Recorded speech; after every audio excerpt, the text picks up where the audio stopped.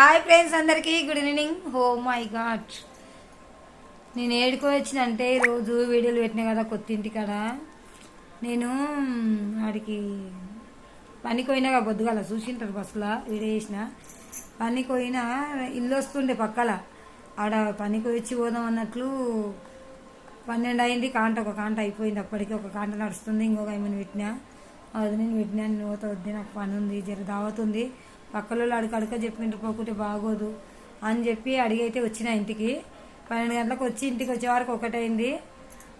రెడీగా అయ్యి ఇంట్లోకి వెళ్ళి 1:30కి వెళ్ళినా. ఆడుకోవటాలకు 3 అయింది, 3 అయిపోయింది, 3:30 అయింది. ఎందుకంటే చాలా దూరం ఉంది. ఉప్పలు కాంచి ఏ ఊరమ్మా, విల్చే అంట. అది ఆ ఏరియా దాటేసి మళ్ళీ అత్తల చాలా దూరం ఉంది ఏరియా. ఓ మై గాడ్, మీకు చెప్పకుండానే పోయినా. ఆ ఇంట్లో అయితే వీడియోలు పెట్టినాయి కదా, చూసిండ్రు కొత్త ఇల్లు. బాగానే ఉంది, ఇల్లు అయితే నచ్చింది. కానీ అన్నం తినే టైంకి పోయినా నేనైతే.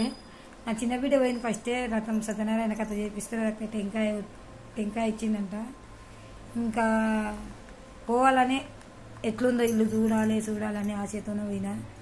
ఇంకా దావతి కూడా పోతాం, మార్కులు పోతే పోకుంటే ఏమనుకుంటారు, ఇంటికి వచ్చి చెప్పిండ్రు పాపం అని. ఇంకా వెళ్ళాలనే వెళ్ళినా. వెళ్ళైతే వచ్చినాం ఇప్పుడే.